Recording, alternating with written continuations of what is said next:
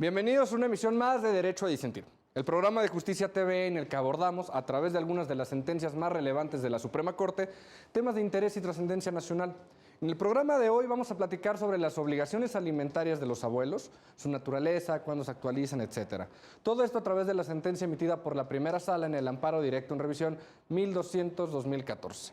Me da mucho gusto saludar a los estudiantes que nos acompañan en este debate, que son Ángel Sánchez y Argelia Celestino, de Trabajo Social del IPN, Mayra Flores, de Políticas Públicas de la UAM, Francisco Vidal, de Derecho de la UAM también, Ángel Bautista, de Derecho del Instituto Universitario Anáhuac, María José Alonso, de Derecho de la Anáhuac, Mayumi González, de Psicología de la Salle, Melissa Herrera, de Trabajo Social de la UNAM, y Neftalí Mendoza, de Medicina de la UNAM. Yo soy Alejandro Telles, esto es Derecho a Disentir por Justicia TV.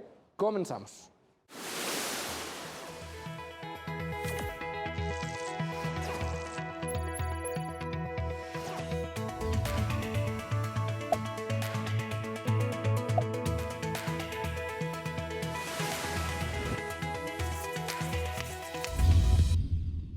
Pues bien, como les platicaba, hoy vamos a analizar un tema muy interesante, la institución de la pensión alimenticia con relación al derecho a un nivel de vida digno, en específico la relación subsidiaria que asumen los abuelos por cuanto a esta obligación. Les platico rápidamente los hechos que dieron lugar a la sentencia. Un matrimonio, en este caso específico conformado por un hombre, una mujer y 3 hijos, decidieron separarse en 2013. La madre solicitó la disolución del vínculo matrimonial y el pago de una pensión alimenticia a su excónyuge. Además, requirió que se constituyera una hipoteca sobre un bien inmueble del abuelo paterno para así garantizar el pago de los alimentos de sus menores hijos. Cabe destacar que tanto el padre como la madre señalaron que percibían un ingreso semanal muy bajo. El juez que conoció del asunto decretó la disolución del vínculo matrimonial, aprobó el convenio sobre alimentos y guardia y custodia que celebraron las partes y decretó la improcedencia de la acción intentada contra el abuelo paterno de los menores. Dicha resolución fue confirmada en el juicio de apelación y asimismo fue negado el amparo presentado en contra de esta sentencia de segunda instancia. A la Corte correspondió conocer del recurso de revisión en el que se tildó de inconstitucional el artículo 357 del Código Civil para el Estado de Guanajuato, precepto que preveía las obligaciones que en materia de alimentos tienen los ascendientes que componen la familia ampliada. Muchísimas gracias por acompañarnos. Ya pudimos hablar un poquito fuera de cámara, ¿no?, sobre sus opiniones de la sentencia. Majo, bienvenida por primera vez a Derecho a Disentir. Platícame, ¿qué te parece la sentencia de rasgos generales? ¿A favor, en contra, por qué? En términos generales, yo hasta ahora estoy a favor de...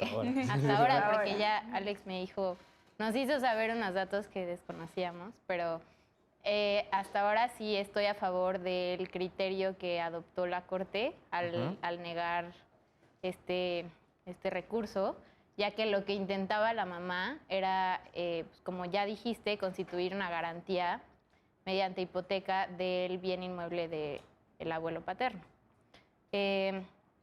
Ya se había declarado que los ingresos tanto del padre y del abuelo también eran bastante bajos, sin mencionar que el padre tenía a su cargo al tío de estos menores, claro, que es un incapaz. Entonces, considerando todos estos factores, hasta ahora estoy a favor. Muchísimas gracias, Majo.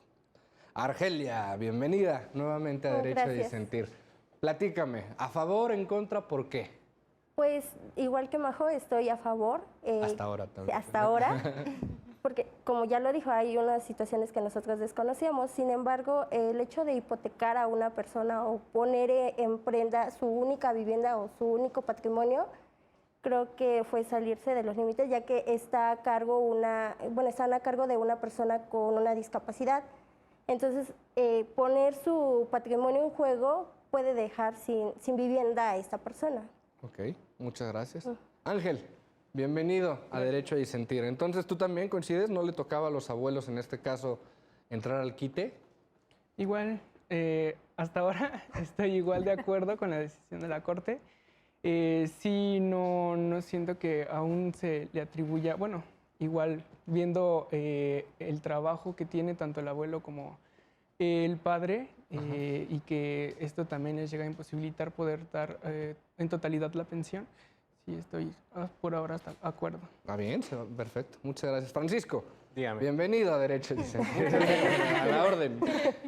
Platícame, ¿qué te pareció la sentencia? Me parece interesante. La temática pues viene siendo sobre el Código Civil. Entonces, pues tenemos que recurrirnos hacia lo que viene siendo el capítulo 2, que transmite los artículos del 301 al 322, en el cual nos está diciendo en artículo exclusivamente 303, donde los padres deben de, digamos, de llevar a cabo esta pensión alimenticia. Ok. Pero cuando ellos no están dispuestos a ello, va a venir alguien que de manera ascendente, o sea, del grado más alto o de otro grado. En este caso, pues recaen los abuelos. Pero como se ha visto, o sea, tanto como el abuelo como la parte del padre, pues tienen un salario mínimo. O sea, no cumple, yo creo, las expectativas que se tiene de lo que viene siendo la pensión alimenticia. Entonces yo, pues, concuerdo con la apelación que habían dado y hasta ahorita, como todos decimos. como todos mis compañeros, pues yo estoy a favor de lo que dieron la sentencia. Perfecto, muy bien, muchas gracias. Mi estimado Josué, ¿cómo estás? Bienvenido Bien. a Derecho y Sentir. Gracias. ¿Qué te parece la Invitación. sentencia? Pues yo veo que es un caso difícil. Digo, se entiende la postura de la madre al querer, pues, obtener recursos de alguna manera. Nosotros sabemos que las mujeres, pues, en México desafortunadamente no debería ser así. Pues no, su oportunidad de campo laboral es muy bajo o casi no existe. Las remuneran injustamente por su labor. Entonces se entiende la desesperación de la madre de querer. Yo debo de mantener a mis 3 hijos, ¿no? Son 3 y por lo que entiendo son menores de edad.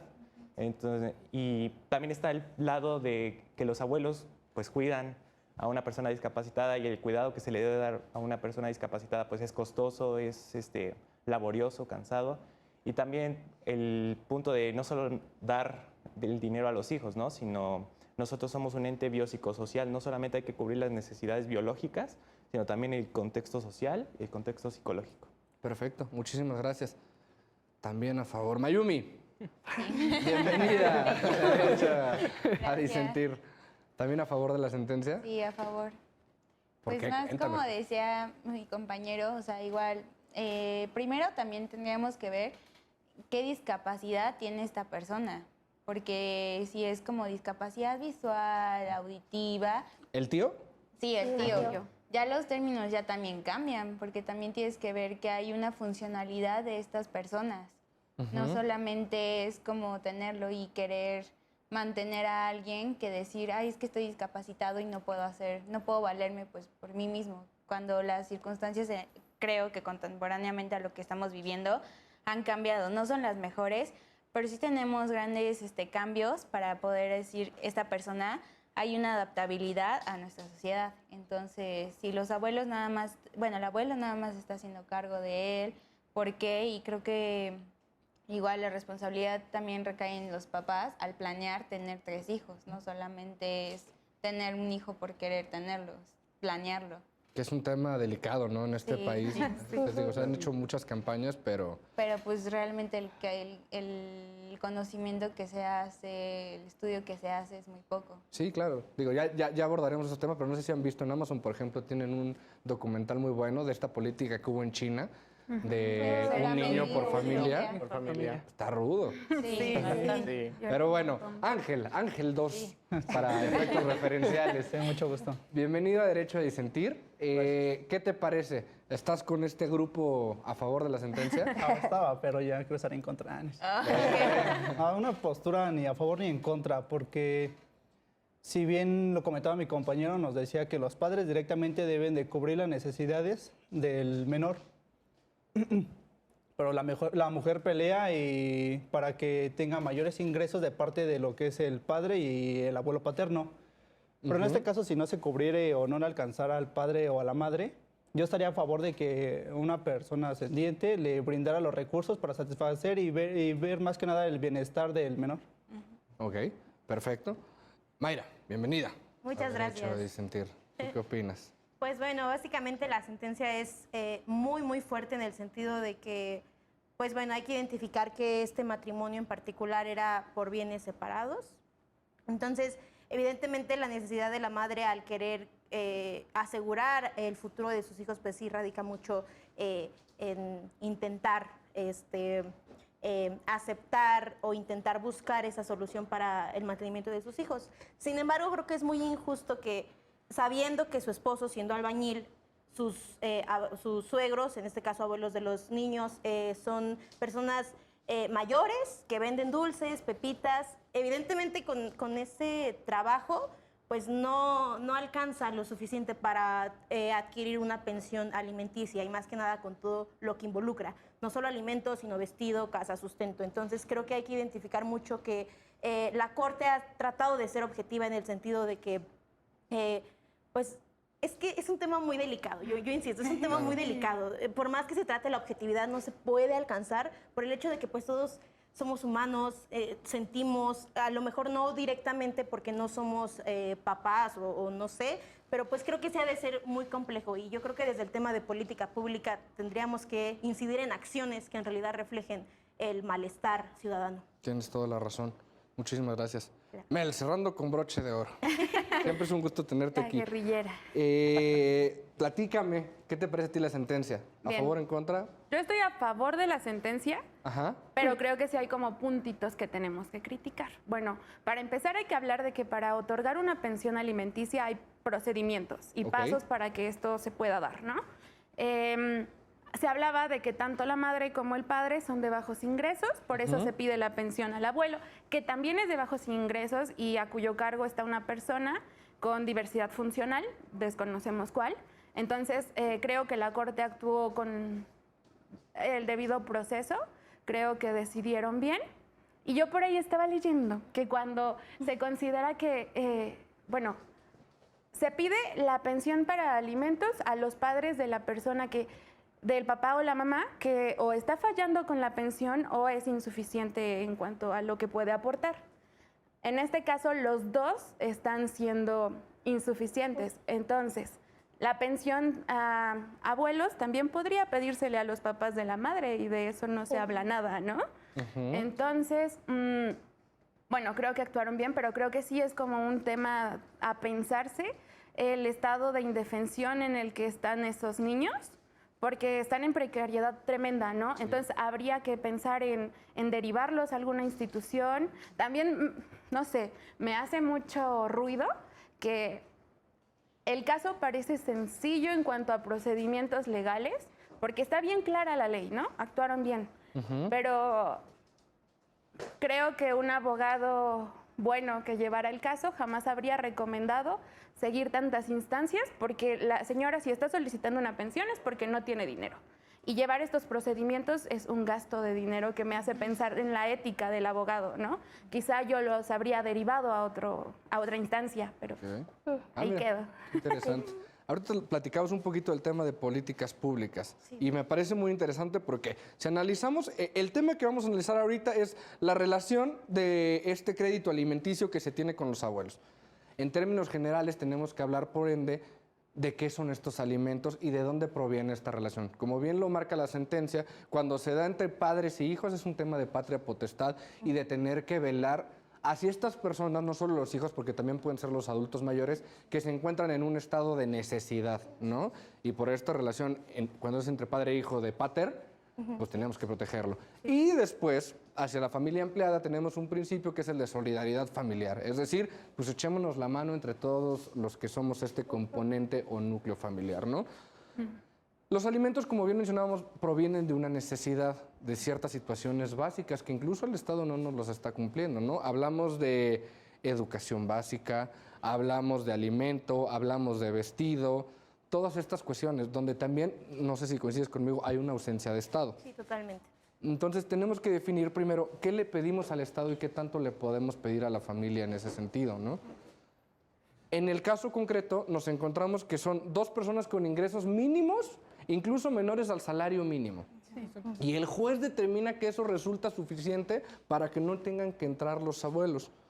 ¿Te parece que está bien esto, Mayra?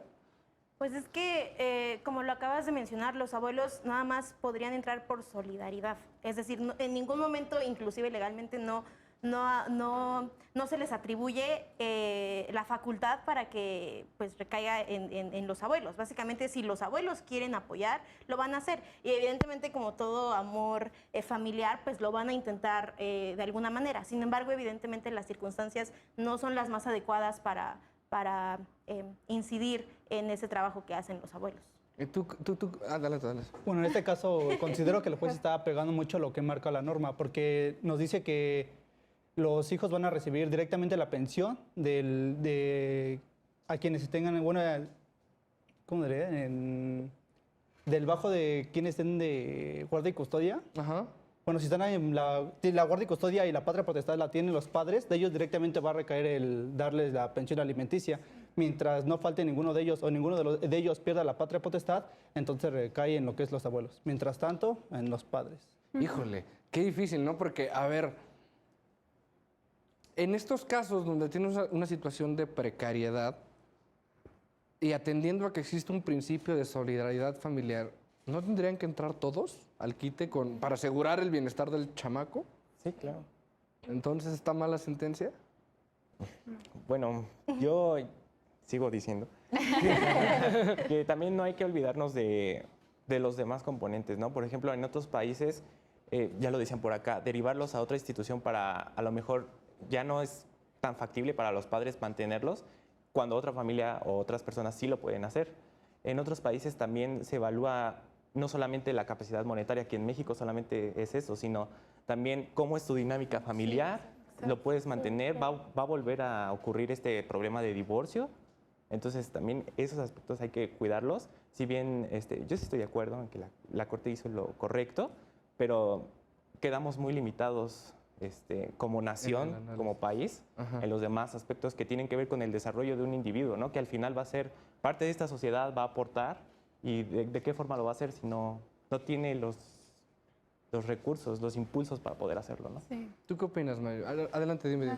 No, si vas a hablar. Sí, yo, pues, o sea, como bien decías, pues nosotros lo vemos, pues, muy claros en la pirámide de Maslow, son de las necesidades básicas, lo que es alimentación, vestimenta, pero, y también es algo que el Estado no te está como dando tan fácil, o sea, te brinda el derecho a educación gratuita, alimentación. Ajá, pero ¿qué alimentación le estás dando a tu población? Sí. ¿Qué educación les estás dando? Porque si nada más te vas a querer cumplirlo por cumplirlo, pues estamos haciéndolo como por masa, psicología de la masa y ya, no más. Pero ya después, o sea, lo que se tiene que evaluar también es, la capacidad la tienen los padres, porque también los hijos van a crecer. ¿Cómo les vas a brindar esa educación? Porque no solamente es en lo cultural de que apréndete qué es 2 más 2 y ya listo, sino también aprende a desarrollarte en un ámbito, cómo lo vas a hacer, límites, todo eso también tiene que ver con los papás. Y igual, el tema de la solidaridad, como mi compañera decía, también no menciona nada a los abuelos de la mamá, no se sabe si viven, muere, y en este caso tampoco menciona a la esposa de la abuela, en este caso del lado paterno. Sí, se va directo con el que sabe que tiene el bien, ¿no? Ajá, exacto. Y entonces aquí también estás viendo que en verdad quieres solidaridad, quieres equidad, o lo que estás buscando nada más es quitarle dinero de lo poco que puedes a esa persona. Porque como muchos dicen, que llueva en tu casa, que llueva en la mía, pues que llueva en tu casa. Y eso no se está viendo bien, porque, o sea, como bien mencionaba mi compañero, sí, las mujeres tienen, o sea, hay más injusticias y todo, pero pues también se tiene que, bueno, yo también le evaluaría la edad. ¿La edad de quién? La edad de los papás. Ah. Y porque ahí también, o sea, y del abuelo, porque muchas veces, y más en estas situaciones, lo que se conoce mucho es que los abuelos no no sean personas de la tercera edad, sino que sean personas, no sé, de 40 y tantos años, que todavía tienen una posibilidad de entrar en el área de lo laboral, pero su educación o más de su ambiente no se los permite, o simplemente las mismas empresas delimitan esto, que lo habíamos platicado en algún programa. Entonces, todo esto también tiene que ver en que los papás, si la mamá nada más quiere la pensión porque no quiere trabajar, híjole, qué difícil. también todo eso se tiene que analizar. Ya vi que ya empezó a brincar la gente. Pero espérenme. Vamos a un corte rapidísimo. Yo también quedé intrigado. Creo que muchos encendieron alarmas, pero es muy interesante. Esto se está poniendo muy interesante. Acompáñanos porque el debate va a continuar en el segundo bloque de Derecho a Disentir por Justicia TV. Estamos de vuelta en Derecho a Disentir por Justicia TV en un debate que se está poniendo bastante interesante. Mel, ¿nos quieres compartir tu punto de vista? Bueno, primero, los dos padres, madre padre y madre son de bajos recursos. Sí. Yo sí discrepo con lo que comenta la compañera, porque como dice el compañero, la situación de las mujeres en México es alarmante. Son realidad las dobles y triples jornadas, es realidad la brecha de salarios, es realidad la violencia que no les permite estar a ciertas horas en la calle. O sí, pero con el riesgo de algo. Y bueno, si ya está ese contexto que tiene tan limitada la situación de las mujeres y por el cual hoy en día hay tantos movimientos, pues ahora imaginen qué tipo de salario o a qué tipo de empleo va a poder acceder la mamá con 3 niños pequeños a su cargo. Está en una situación completamente difícil. Quizás si el que tuviera a su cargo los niños fuera el papá, pues ella tendría que dar una pensión, pero en este caso no es así, está en un contexto totalmente vulnerabilizado y hay que poner ojo. Ahora, yo creo que en este caso tampoco es aplicable el principio de solidaridad de la familia, porque vivimos en un país donde más del 85% de la riqueza se concentra en solo el 1% de la población. Ok. ¿Cómo un pobre le va a dar a otro pobre lo que no tiene? Yo creo que la solidaridad deja de ser una opción cuando no se tiene nada. Pero en este caso se trata de un abuelo paterno que tiene un bien inmueble, ¿no? Y lo único que le dices, a ver, hipotécalo como garantía, ¿no? O sea, si tu hijo me deja de cumplir, pues entra al quite. Pero eso es dejarlo en riesgo al señor, porque no vive al día, es trabajador informal. Quizás si tuviera un empleo que constantemente le diera un ingreso, que fuera podríamos más pensar, y que tuviera prestaciones.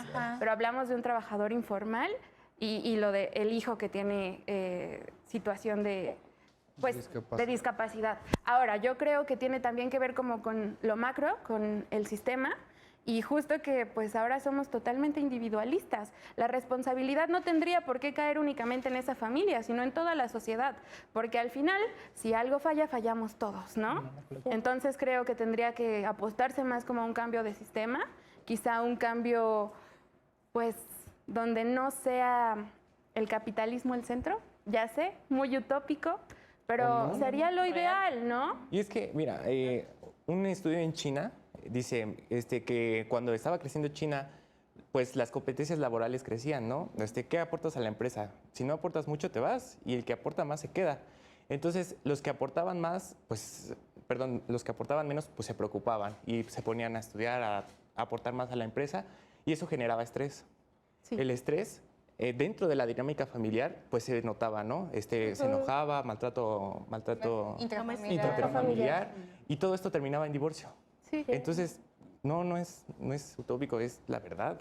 Bueno, yo digo utópico porque hay como muchos intereses en contra de, ¿no? Pero claro que sería lo ideal. Pero parece que es un debate que cada vez más ponemos sobre la mesa, ¿no? Tal vez si hace 10 años nos preguntábamos si este neoliberalismo o este capitalismo puede ser combatido, decíamos, pues no. Pero cada vez nos ponemos en la mesa más como dicen, en estos casos, bueno, pues me suena que aquí hay una responsabilidad social y del Estado que no estamos cumpliendo, ¿no? Claro. Y si bien las sentencias se enfoquen este vínculo familiar, a todos nos mueve un sentimiento de, bueno, pues en algo le estamos fallando, ¿no? Sí, en este caso el Estado es el que debe de garantizar el cuidado del menor, el bien jurídico de la niñez. Y si en este caso vio que ninguno de los dos padres y abuelos no tienen la solvencia económica para satisfacer los cuidados del menor, entonces el Estado es el encargado de brindarles apoyo económico para satisfacerle las necesidades, todo lo que necesite el menor, el niño, o los 3 niños. Bueno, partimos de que existe un Estado fallido, de cierta manera. O hay un Estado que no está cumpliendo las necesidades. Y lo vimos desde la canasta básica, desde que subieron. Sí. O sea, la canasta básica subió y eso que era básico, simplemente. Entonces, si yo estoy ganando un salario mínimo de 123 pesos, ¿cómo voy a cubrir las necesidades primero de un menor? Aún así, o mejor dicho, de mí mismo. Si yo no puedo con mi propia vida, o sea, ni me puedo mantener, ¿cómo voy a mantener a alguien de...? Pero hay dos contrastes, ¿no? Por razones, lo podemos decir, no utópicas, pero por algunas razones nos podemos inclinar hacia la normatividad, o sea, lo que está pactado a la ley. Pero de ello parten dos cosas, la interpretación del jurista. O sea, de un ser y un deber ser, ¿a qué vengo con ello? Dependiendo del jurista va a ser la sentencia que se aplicó, pero puede caer muchas veces en ambigüedad. O sea, supuestamente la ley no debe de caer en ambigüedad, pero en este caso estamos viendo ciertas fracturas, yo lo podría decir así, del mismo caso. Ahora, dentro de la sociedad o el entorno, todos vivimos correteando la chuleta. Y es muy triste decir eso, pero creo que es la verdad. Y bueno, si nos estamos trasplantando hacia el sistema neoliberal que se está tratando, pues no va a funcionar en México porque se ha visto que solamente son en países pequeños. México es enorme. ¿Y cómo vamos a nosotros a englobar todos esos grupos vulnerables si no se puede englobar primero una comunidad? Y no lo hablo de una comunidad, mejor dicho, en la casa, ¿no? De hecho, en la casa existen discusiones, o sea, desde ahí mismo existe una fractura. Y ahora, si hablamos de macrofracturas, pues en un estado donde no está interviniendo como paternalista porque no está salvaguardando ciertas cosas, entonces pues no creo que la ley sea aplicable. Ahora, Mel comentaba, estamos desprotegiendo, en este caso, al abuelo paterno, ¿no? A mí surge la duda, como diría el meme, ¿quién piensa en los niños, no? O sea, en este caso, Es que ¿el Estado no le va a brindar salud, los servicios médicos necesarios? Dependiendo la zona, dependiendo del contexto, tal vez se le pueda brindar educación básica, pero todo esto que entendemos por alimentos, pues me parece que no está complementado, ¿no? No, y sobre todo que, volviendo a lo del bien inmueble, se está tomando a favor de la madre, pero se está dejando a la persona con discapacidad motriz. Vas a dejar desprotegido a uno para proteger a otro. Entonces, desde ahí ya no se está cumpliendo con eso. ¿Tú coincides, Majo? ¿Lo desproteges con la hipoteca? En un primer momento, no. O sea, hasta que llegue el momento de hacer efectiva esta garantía, pues igual y sí, pero al final volvemos a lo que decías. Son dos grupos vulnerables que quedan, o sea, ¿a cuál le vas a dar como Prioridad. Sí, ¿a cuál vas a priorizar? Sí, claro. Este cuidado de una persona que innegablemente requiere los cuidados, que es una persona incapaz, y el de un grupo de niños. Es claro que hay un Estado ausente, 100% eso no está en duda. Pero regresando un poco a lo que decía Mel, y también tenemos que tener en cuenta, creo, es que la mamá está cumpliendo ya con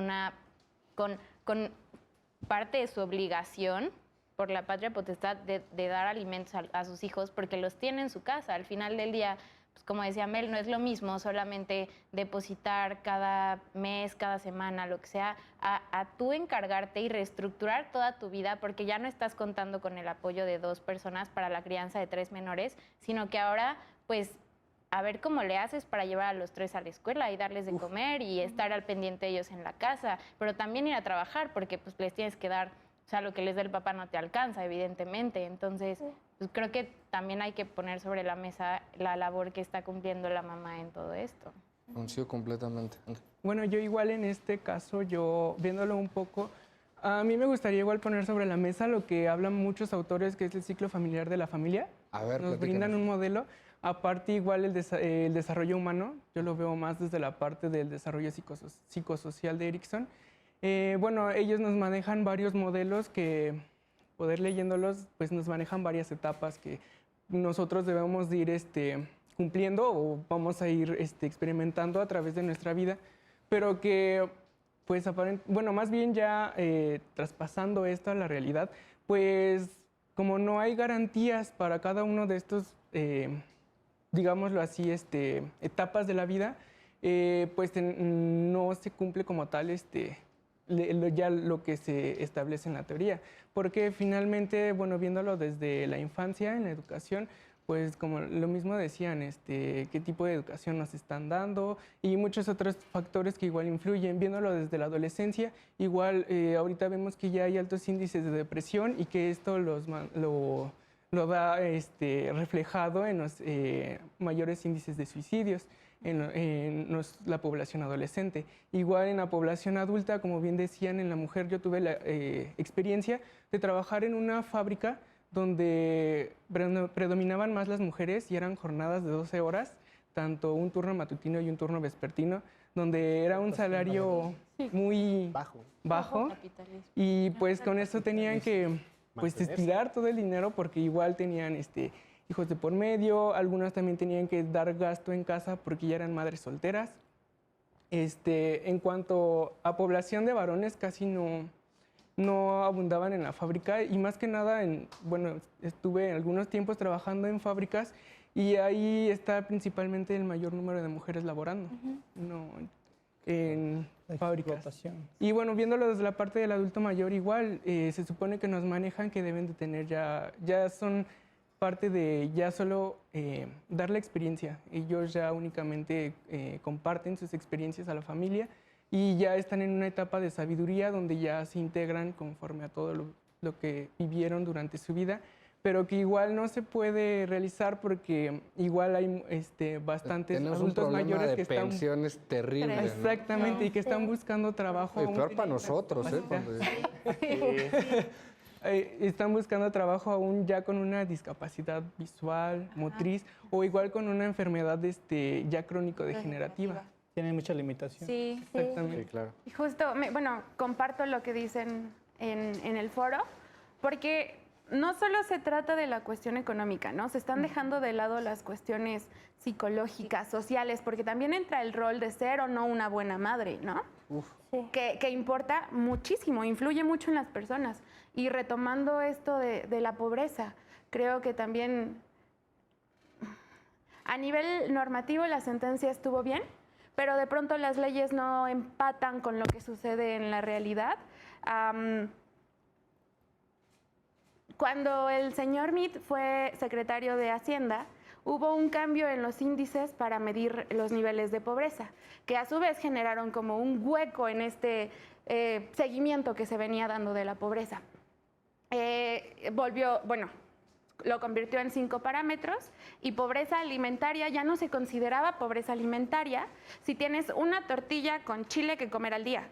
¿Qué persona puede sobrevivir o realizar funciones adecuadamente o tener un pleno desarrollo con ese tipo de alimentación? Claro que es pobreza extrema, que para fines de números ya no lo sea, es diferente, pero claro que la población está totalmente desprotegida. Y lo mismo que comenta el compañero, existe el derecho a la vejez exitosa.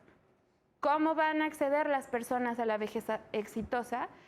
Si para empezar se está subiendo demasiado el límite para poder jubilarse los que aún tienen ese derecho. Nosotros ya no tenemos ese derecho, ¿no? Entonces, no sé, socialmente hay un sesgo tremendo en el modo de administrar Los recursos. la República. Ahora, retomando un poquito el centro de la sentencia, tenemos dos debates aquí. Uno es como tal si la norma es inconstitucional y otro como tal la aplicación en el caso concreto.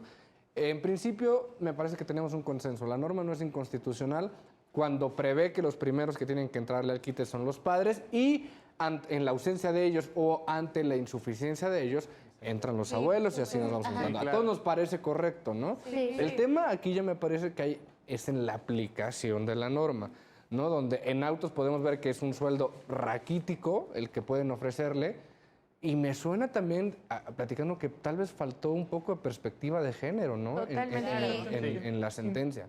¿Tú qué opinas, Majo?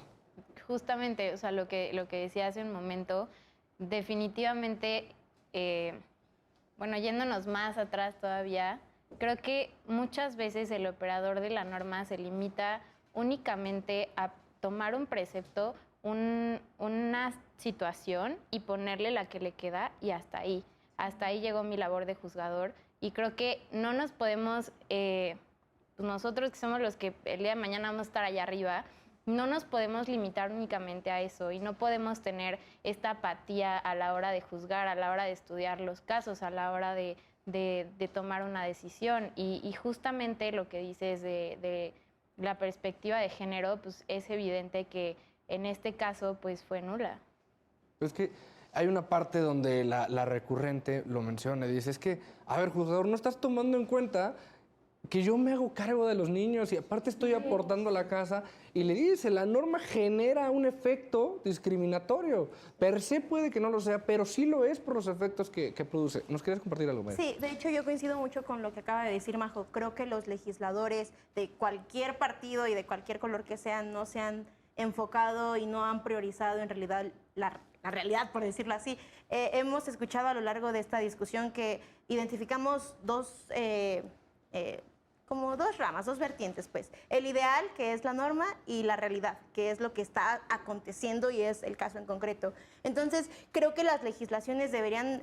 Es que, híjole, hablar de legislaciones y de realidades es Complicado. choque total. A pesar de que son las personas que nos representan en los congresos, creo que sí deberían de enfatizarse más a su población que están representando. Creo que en México hay muchos Méxicos chiquitos y a su vez creo que hay problemas que las leyes no pueden atacar, que como nosotros como estudiantes no podemos inclusive pues sí generar o analizar concretamente, pero creo que nuestra chamba, o más bien la chamba de los que ahorita tienen y detentan el poder, debería de ser más subjetiva. Es decir, bueno, yo si fuera la persona, ¿qué haría? ¿qué haría? ¿Qué me Tener conviene? empatía, ¿De qué ¿no? panorama? Exactamente.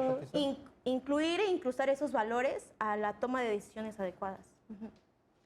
¿Quieres decir algo? Ajá. Sí. Bueno, es que, o sea, sería como más retomando lo que decía Majo, que sea mi compañero, porque también, o sea, yo voy más, y sí estoy de acuerdo en el papel de la mujer en las inseguridades que se le está dando, y también en el que estábamos dejando de lado, o sea, solamente está metiendo lo del dinero, pero también es lo de la mujer en el decir, bueno, también la separación de los padres, y más con lo que decías de Erickson, pero también no es que solamente es ver por etapas, sino que también, por ejemplo, nosotros estábamos viendo el tema de que cuando se es niño, en los 2 primeros años de divorcio de los papás, hay todo un cambio, porque literalmente te mueve la dinámica familiar, con quién vivo, cómo le explicas a un niño, o sea, que le expliques, ok, cómo le haces entender que ya no estás junto con tu pareja, que no le concierne, que dices, la cosa de los niños pues también le va, y otra cosa es cómo tú y yo nos llevamos, pero también está el tema de, ¿y tenemos que seguir juntos por nuestros hijos? O también tenemos que ver por nuestro bien, de darles la mejor dinámica que se pueda. Porque también ahí la mamá no es solamente trabajar, y yo no metería tanto el término de ser una mamá correcta, o no me acuerdo cómo habías mencionado. Sí, como una buena madre. Una buena mamá, porque yo o sea, yo en la verdad quito de mi lenguaje lo bueno y lo malo, porque aquí en psicología sí es como decir, bueno, ¿y para ti qué es bueno y para ti qué es malo? Y vas a estar contestando a las súplicas de los otros. O sea, que sí hay leyes que te dicen, bueno, pues tienes que cumplir con esto, estas obligaciones y todo, pero también está el de, no, pues si le pegas a tu hijo, pues estás mal, ¿eh? Otros que te dicen, no, qué buena mamá eres. Pero también es en el ver cómo los vas a estar educando, y también lo que decían aquí, la empatía que vas a tener en el caso. O sea, no es que con todo seas bueno y que seas lo mejor y todo eso, pero también en el aprender a decir, ¿sabes qué? Este caso necesita, y es lo que siento que le faltó en este caso, fue ver más perspectiva, no sesgarlo. O sea, no ver el de, mira, esto tienes, solidaridad, vamos a ponerte aquí, abuelo cumple y haz esto. No, porque sesgó completamente e hizo que se incumpliera, y que también no se viera lo del género, tampoco lo del papá, también, o sea, por ejemplo, lo de los adultos mayores, que compartía mi compañero, sí, en el adolescente se ve tasa de suicidios, pero es mayor en los adultos mayores. Sí. Por cada 100 adolescentes que está diciendo, uno nada más lo cumple. En cambio, en adultos mayores es mayor ese índice. Entonces también ponle al abuelo que tiene un trabajo informal, a cuidar, bueno, a velar por más el inmueble, más su hijo, que es su hijo directamente. ¿Cuántos años ha cuidado de él? Sí. Y también decir, ¿sabes qué? Ya no puedo con esta carga, nadie me está apoyando. Mejor termino con esto, les dejo las hipotecas a quien sigue, pero yo ya no quiero estar vivo. Qué difícil, ¿no? Sí. Parece desalentador cuando te das cuenta que hay una falla como tal de sistema, ¿no? Sí, Tal vez sí. que no está permitiendo llegar a mejores soluciones, o que podamos obtener algo mínimo del Estado para estos casos de precariedad.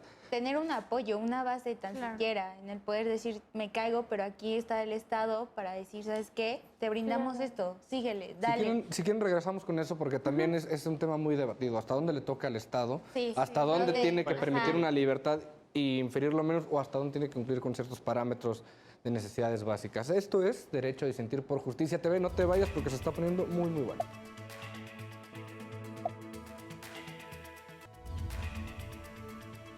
Estamos de vuelta en Derecho a Disentir por Justicia TV, un debate que ha sido bastante interesante sobre los alcances de este principio de solidaridad familiar y de la institución de los alimentos. Nos preguntábamos hasta dónde llegan las obligaciones tanto de los padres como de los abuelos y llegamos a la sociedad misma, ¿no? ¿Qué tenemos que esperar del Estado en una situación donde no se están cumpliendo los requisitos mínimos y las necesidades básicas de las personas, ¿no? Platicábamos un poquito que hay una visión del Estado neoliberal donde dice que al Estado no le corresponde eso, ¿no? Sino simplemente permitirte desempeñarte en términos de meritocracia o de tus habilidades y que tú las desempeñes. Y últimamente estamos platicando mucho de un consenso más socialdemócrata en el que se dice que las libertades individuales no son nada si no podemos asegurar por lo menos las necesidades básicas de las personas y un piso parejo para todos. Muchas gracias por acompañarnos y por haber debatido todos estos temas. Les pediría que nos compartan un poquito sus conclusiones. ¿Se quedan con la misma perspectiva que al inicio del programa? ¿A favor, en contra? ¿Por qué?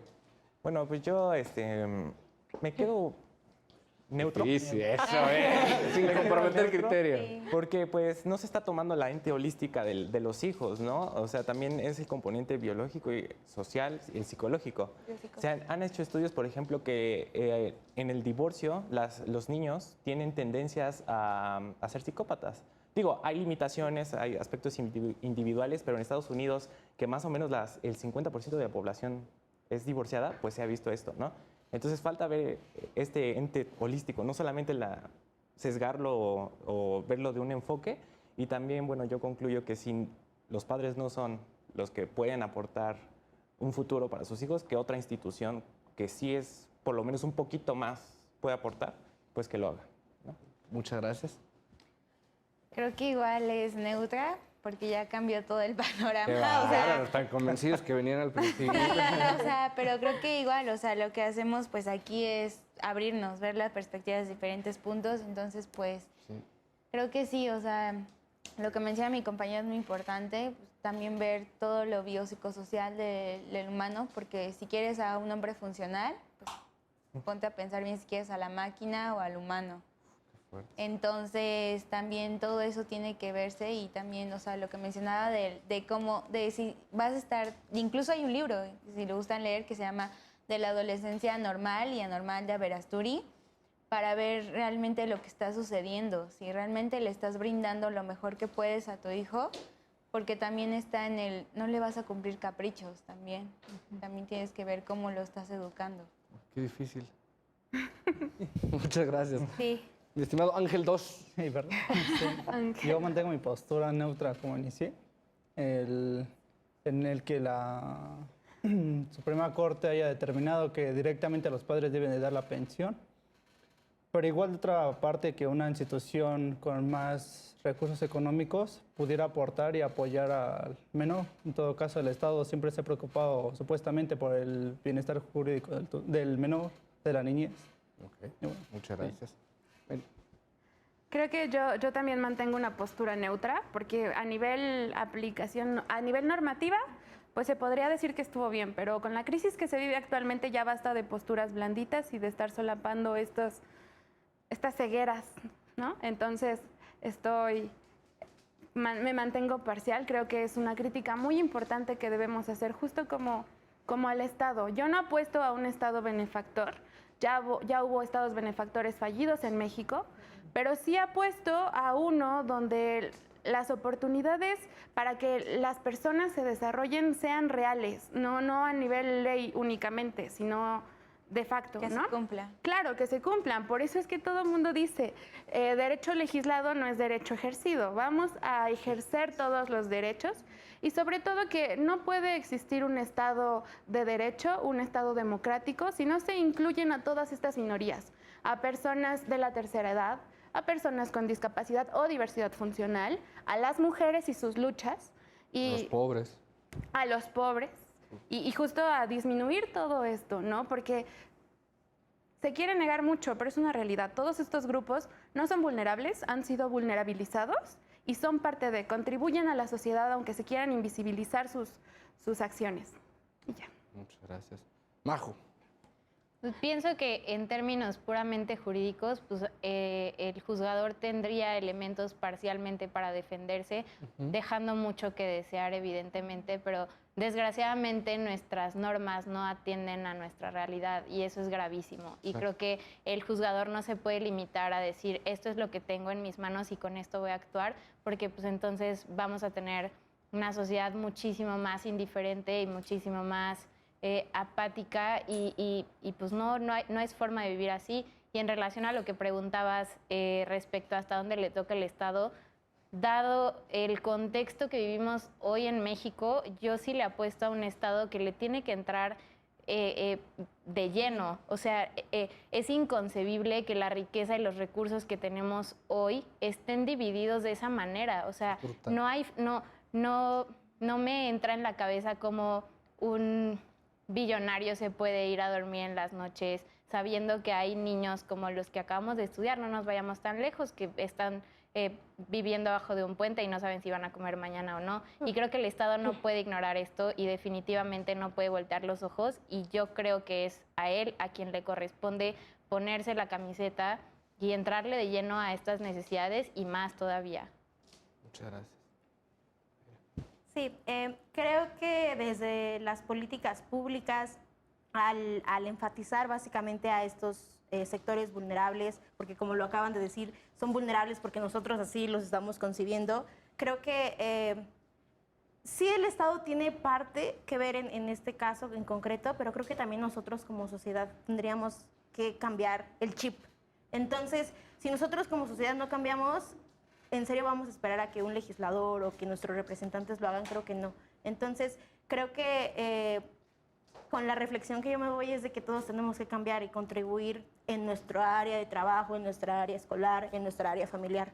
Entonces, yo creo que si queremos un mejor México, tenemos que empezar, aunque suene chistoso o aunque suene muy... ¿Trillado? Trillado, tenemos que empezar por nosotros para intentar cambiar a las futuras generaciones que vienen y tratar de estar en un ecosistema y en un bienestar social, aunque sea idealizarlo, pero también intentar llevarlo a la práctica. Muchas gracias. Francisco. La norma creo que ya nos hemos dado cuenta que no cumple las expectativas de un caso concreto, entonces cae en ambigüedad y como todo sistema, bueno, al menos como el sistema mexicano que tenemos, pues cae también en ambigüedad porque no está cubriendo ciertas necesidades que no deberían de ser necesidades porque las debe de cubrir un cierto Estado, ¿no? Entonces yo también como que sí le voy por esa parte de un Estado que tiene que intervenir, pero no completamente que me dé todo a manos llenas, ¿no? Simplemente que tenga una base en la cual yo pueda refugiarme para poder yo salir adelante, ¿no? Y como sociedad obviamente tenemos que apoyarnos, ¿no? O sea, como estudiantes, como personas y aún más importante como pues supuestamente el entorno familiar en el que nosotros nos desarrollamos, pues también ver las ciertas, ¿qué le podríamos poner? Aptitudes para poder mejorar, todos juntos. Muchas gracias. Ángel, 1.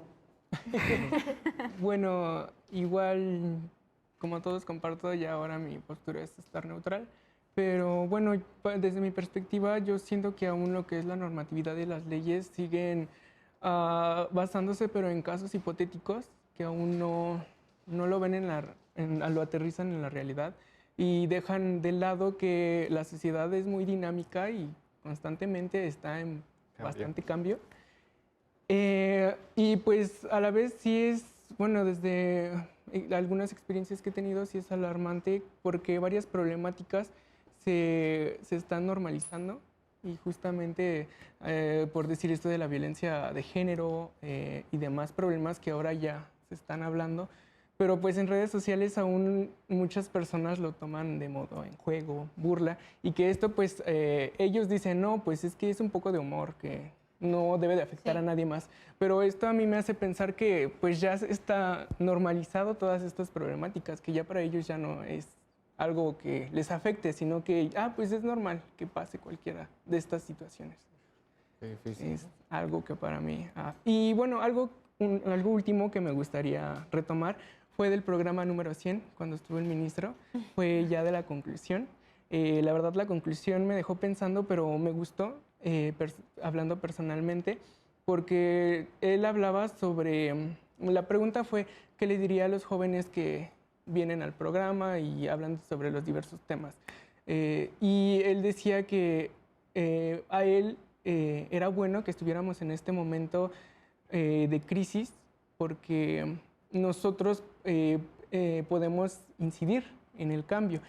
Y fue algo bueno que para mí siento que fue acertado porque sí, un momento de crisis es para crecer y finalmente los servidores que ahorita ya están ejerciendo y los que nos estamos preparando y las generaciones que vienen pueden lograr hacer un cambio mayor. Tenemos que. Muchas gracias. Sí, bueno, pues lo veo muy corto. Realmente es revisar nuestras leyes, normas, nuestras políticas públicas. Creo que están bien estructuradas, solamente es aterrizarlas realmente si van a cumplir con las necesidades de nuestro México y si no es así, cambiarlas, si no las queremos cambiar, ok, darle todas esas acciones que necesitan, si necesitan trabajo, seguridad, para poder desarrollarse realmente. Creo que es empezar desde el gobierno, que nos brinde como todas esas, cómo satisfacer todas las necesidades para que nosotros podamos desarrollarnos plenamente. Ok, muchísimas gracias. De nuevo, muchísimas gracias por venir. Siento que estos ejercicios multidisciplinarios Se disfrutó. siempre nos dan una perspectiva muy fresca y muy acertada y nos hacen dar cuenta que cuando salimos de nuestro esquema o de nuestra caja podemos ver las cosas muy distintas y llegar a conclusiones mucho más interesantes. Espero que en casa también lo hayan disfrutado tanto como nosotros. Yo soy Alejandro Telles y esto fue Derecho a Disentir por Justicia TV. Nos vemos en la próxima.